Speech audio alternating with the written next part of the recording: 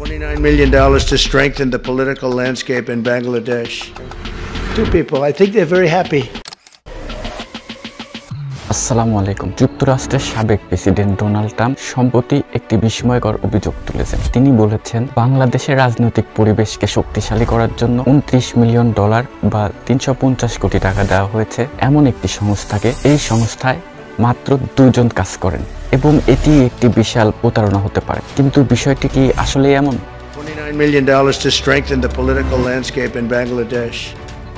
মার্কিন যুক্তরাষ্ট্রের সরকারি দক্ষতা বিষয়ক বিভাগ DOJ জানিয়েছেন বাংলাদেশের রাজনৈতিক পরিস্থিতি উন্নয়ন করার জন্য নেওয়া প্রকল্প standing political landscape in Bangladesh, এটার জন্য $29 মিলিয়ন বরাদ্দ করা হয়েছিল, কিন্তু পরবর্তীতে এই প্রকল্পটি বাতিল করা হয়। প্রশ্ন হচ্ছে এই প্রকল্পের মূল উদ্দেশ্যটা কি ছিল এবং মার্কিন প্রেসিডেন্ট ডোনাল্ড ট্রাম্প কেন এটি নিয়ে অভিযোগ তুলছেন? প্রেসিডেন্ট ডোনাল্ড ট্রাম্পের ভাষ্য অনুযায়ী এই প্রকল্পের জন্য অর্থ বরাদ্দ করা হয়েছিল এমন একটি সংস্থাকে যার নাম তিনি আগে কখনোই শোনেননি। আরো চমকপ্রদ তথ্য হলো এই সংস্থায় নাকি মাত্র 2 জন কাজ করেন। এদিকে ট্রাম্পের দাবি অনুযায়ী ছোট সংস্থাগুলো সাধারণত $10 থেকে $20,000 পায়, কিন্তু এই প্রকল্পটি পেয়েছে $29 মিলিয়ন। তাহলে এই অর্থ কোথায় যাচ্ছিল? ডোনাল্ড ট্রাম্পের বক্তব্য স্পষ্ট যে তিনি এই প্রকল্পের যথার্থতা নিয়ে সন্দেহ প্রকাশ করেছেন। তবে বিষয়টি কি শুধু একটি রাজনৈতিক বক্তব্য নাকি এর পিছনে বাস্তব কোনো তথ্য রয়েছে? তিনি আরও বলেছেন ভারতে ভোটারের উপস্থিতি বাড়ানোর জন্য $21 মিলিয়ন পেয়েছে এবং নেপাল পেয়েছে $39 মিলিয়ন।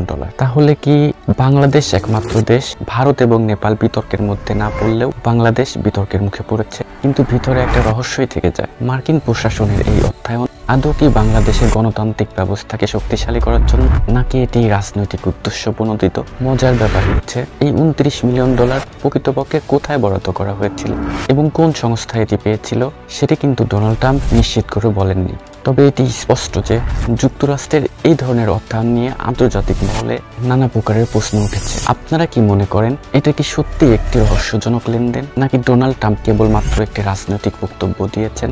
সম্প্রতিকালে শেখ হাসিনার পতন এবং বাংলাদেশে $29 মিলিয়ন বরাদ্দ, এখানে কি কোনো রহস্য লুকিয়ে আছে? আওয়ামী লীগের বিভিন্ন নেতারা বলছেন এই টাকা শেখ হাসিনা সরকারকে পতনের জন্য ব্যবহার করা হয়েছিল। আমি এর রহস্য উদ্ঘাটন করার চেষ্টা করেছিলাম যে ঠিক কোন সংস্থাকে এই অর্থ বরাদ্দ দেওয়া হয়েছে।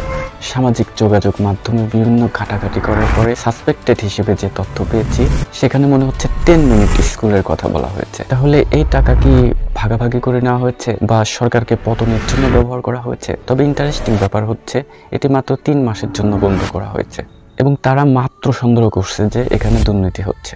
মার্কিন প্রেসিডেন্ট ডোনাল্ড ট্রাম্প কিন্তু একটু হুসুকে চলেন। তিনি সকালে এক কথা বলেন, রাতে এক কথা বলেন, আবার দুপুরে এক কথা বলেন। তবে তিনি যে প্রেসিডেন্ট হিসেবে শপথ নেওয়ার পর গোটা পৃথিবীর রাজনৈতিক পরিবেশ পরিবর্তন হবে বা হচ্ছে এতে কোনো সন্দেহ নেই। সামাজিক যোগাযোগ মাধ্যমে আমরা দেখেছিলাম প্রেসিডেন্ট ডোনাল্ড ট্রাম্প বিজয়ী হওয়ার পর বাংলাদেশের আওয়ামী লীগের নেতারা বেশ উৎসাহ উদ্দীপনা নিয়ে সামাজিক যোগাযোগ মাধ্যম ফেসবুক এবং ইউটিউবে নানা প্রকারের তথ্য প্রচার করেছিল যে ডোনাল্ড ট্রাম্প ক্ষমতা গ্রহণের পর হয়তো বাংলাদেশের রাজনৈতিক প্রেক্ষাপট পরিবর্তন হবে। কিন্তু আমরা জানি মার্কিন পররাষ্ট্রনীতি সবসময় একই রকমের থাকে। এছাড়া প্রেসিডেন্ট ডোনাল্ড ট্রাম্পের আরেকটা অভ্যাস আছে, তিনি অন্য মানুষকে খাটো করে নিজে বড় হওয়ার চেষ্টা করেন। তার দেওয়া বিভিন্ন বক্তৃতায় এই ঘটনাগুলো প্রকাশ পেয়েছে। তবে আমার মনে হয় খুব শীঘ্রই যে সংস্থাকে এই টাকাটি বরাদ্দ দেওয়া হয়েছিল হয়তো আন্তর্জাতিক গণমাধ্যম বা টাইমস ম্যাগাজিনের মতো পত্রিকাতেও তাদের ছবি ছাপা হতে পারে। ভিডিওতে আপনার মতামত আশা করছি। এটি তো সবেমাত্র আমার মতামত, কিন্তু মার্কিন প্রেসিডেন্ট ডোনাল্ড ট্রাম্পের এই বক্তব্য, এটি নিয়ে আপনার মতামত কি? এটি কি প্রকৃতপক্ষে দুর্নীতি নাকি কেবলমাত্র একটি রাজনৈতিক বক্তব্য? দেখা হবে ভিন্ন কোনো ভিডিওতে ভিন্ন কোনো শিরোনামে। সে পর্যন্ত ভালো থাকবেন। আল্লাহ হাফেজ।